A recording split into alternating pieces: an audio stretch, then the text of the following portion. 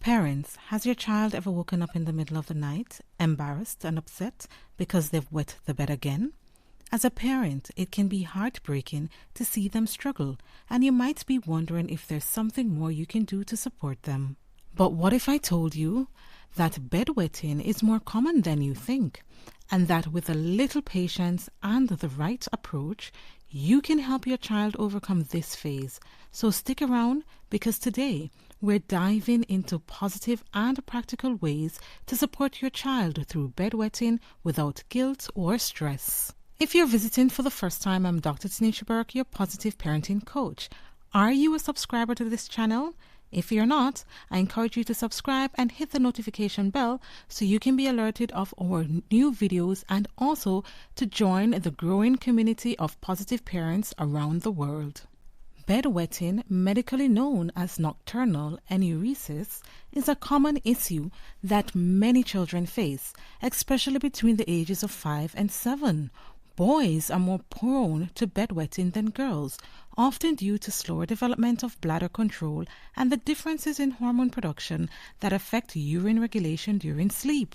As a parent, it can be challenging to navigate the situation with empathy and patience, especially when you're worried about your child's well-being. However, understanding the underlying causes and adapting a positive, supportive approach can make all the difference in helping your child overcome this phase. So let's dive further into the topic. It's important to recognize that bedwetting is not a behavioral issue or something that your child can control. Most children who bedwet do so because their bodies are still developing. Some of the common causes include delayed bladder maturity. For some children, the bladder might not yet be developed enough to hold urine for the entire night. Their bodies are still catching up to the demands of staying dry for long periods. As they grow, the bladder strengthens and eventually gains the capacity to manage the night's urine output. Deep sleep is another cause. Children who are very deep sleepers may not wake up when their bladder is full. Their sleep cycles can be so heavy that their brain doesn't register the signals from their bladder, making it difficult for them to wake up in time to use the bathroom. This is a natural part of sleep development and usually improves with age. Genetics also play an important role. Bedwetting often runs in families, so if you or your partner wet the bed as children, it's more likely that your child will too. This genetic predisposition often means that children's bladder control develop at a similar pace to that of their parents, and bedwetting will resolve naturally over time. Stress or anxiety may contribute to bedwetting.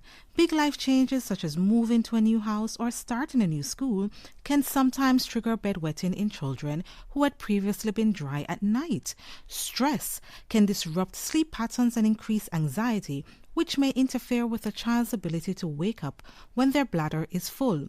Emotional support during these transitions is crucial to help them regain a sense of security. Understanding that bedwetting is often a normal part of development can help you approach the situation with more compassion and patience. When it comes to managing bedwetting, the key is to foster a supportive and understanding environment. So here are some positive parenting strategies that you can use to support your child. The first tip is to avoid blame or shame. Children are usually embarrassed about bedwetting, and they might already feel guilty or ashamed. It's crucial to reassure your child that bedwetting is not their fault and that they're not alone. Avoid punishment or scolding, as this can increase anxiety and potentially worsen the situation. The second tip is to create a stress-free bedtime routine. A calming bedtime routine can reduce stress and anxiety, which can sometimes contribute to bedwetting. Encourage activities that help your child relax, such as reading a favorite book together, gentle stretching, or practicing deep breathing exercises. Our third tip is to encourage bathroom visits before bed. Make it a habit for your child to use the bathroom right before bed, even if they don't feel like they need to go. This can help ensure that their bladder is as empty as possible before they fall asleep. It's also important to limit evening fluid intake. Reducing your child's fluid intake in the evening, especially an hour or two before bed, can help prevent bedwetting. However, Make sure they're drinking enough during the day to stay hydrated. It's also good to use protective measures. To make cleanup easier and to help your child feel more comfortable, consider using waterproof mattress protectors or disposable bed pads. These can reduce stress for both you and your child, which makes bedwetting less of a disruption. Also, consider using bedwetting alarms.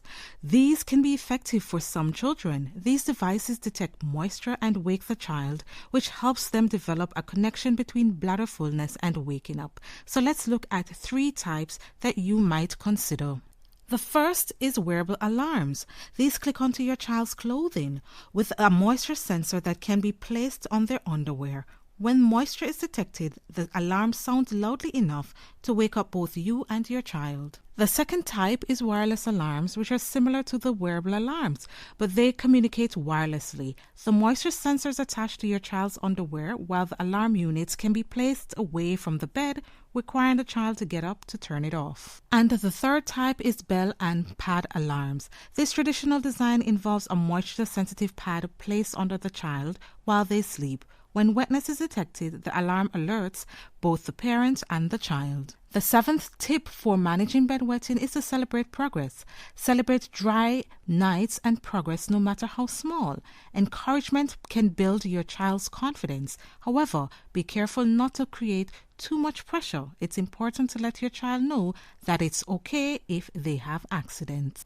And our final tip is to talk to a pediatrician. If bedwetting persists or if your child is older, it might be worth consulting a pediatrician. Sometimes bedwetting can be related to medical conditions, and a doctor can provide guidance and appropriate interventions.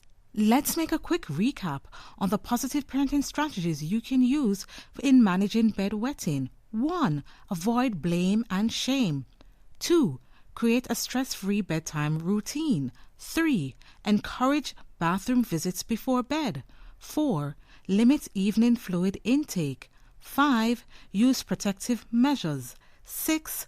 Consider bedwetting alarms. 7. Celebrate the progress. And 8. Talk to a pediatrician.